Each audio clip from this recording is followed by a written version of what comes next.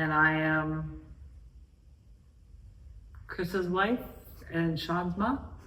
How did you react when Chris told you he wanted to race? So long ago, I don't really remember, but I probably didn't really care, or he didn't tell me, he just did it. What did life look like when Chris started racing? I don't know, we were just two young, dumb kids, not knowing what we were doing, I don't know. What scared you the most in those early years? Probably him getting hurt or something, a bad accident or something. Did you ever feel like you came second to racing? Pretty much, yeah, our whole marriage. I know I come second to racing, there's no question on that.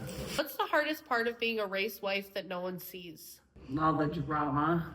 What purchase or moment made the cost of racing feel real? That's been 31 years feeling real. There's no moment or anything. It's forever. Who are you thankful for in the racing community? Well, honestly, you gotta thank the drivers for being there, the fans for supporting, Fran for being part of the race team and wanting to be in the interviews, our family, friends that ask, people that don't even go to the races but ask how Chris does, and it's just a whole community. What goes through your mind when Chris is on the track? Okay, there's a couple of things there. First, don't do anything stupid. Behave and don't get hurt. What was the longest night you've had because of this sport? Probably, I don't know what year, but he rolled in Watertown and we had to stay, well, we didn't have to. We stayed there so that he could get his car fixed. And then I had to make sure like he didn't have a concussion, so it was a whole thing. When were you the most proud of Chris?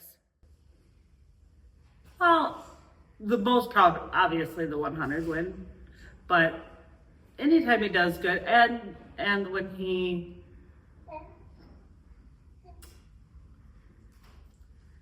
he's a gracious loser, I'm proud of that because you can't win them all.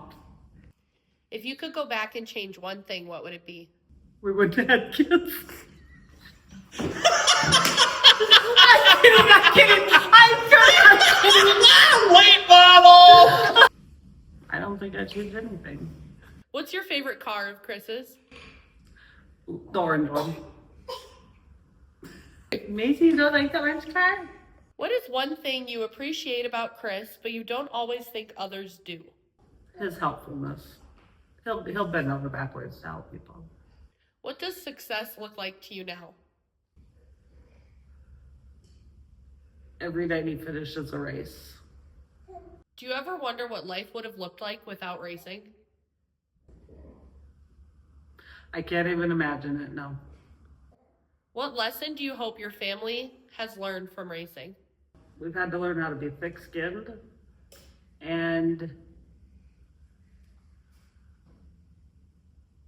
to be kind to others. Even sometimes you don't want to, but just be nice whether they're nice to you or not. What wreck is still hard for you to think about? All of his rollovers. The Blazer one was, when he rolled the Blazer, that was scary because he got hurt. And then when he was on fire, even though I pretended like he wasn't on fire the whole race, I was secretly really worried about him being on fire. What was the hardest loss or bad season for you to watch? Probably not getting the finishes at the Big Buck Nationals that he wants. Where are you during Victory Lane and what are you thinking? Well, we haven't been there for a while.